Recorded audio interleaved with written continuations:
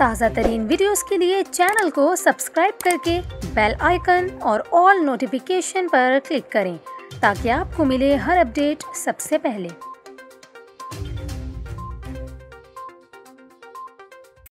और यहाँ पर आपको खबर दें, कुतुब जुनूबी में दुनिया का सबसे बड़ा बर्फानी तोदा पिघलने के बहुत करीब है। नासा ने बर्फानी तोदे की नई तस्वीर भी जारी की है। अमेरिकी नेशनल आइस सेंटर के मुताबिक A76A तोदा पिघलने के बहुत करीब है।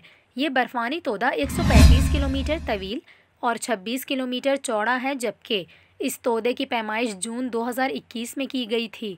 माहिरीन का ये कहना है कि A76A के पिघलने का अमल बहुत तेज़ हो चुका है और अब वो अपने इख्तिताम की जानिब बढ़ रहा है। नासा ने 31 अक्टूबर को बर्फानी तोदे की तस्वीर भी ली थी, जिसमें इसे ड्रैग गुजरगाह में देखा जा सकता है। ये गुजरगाह बहरुल काहिल और बहरे ओकियानूस के दरमियान वाक़ है।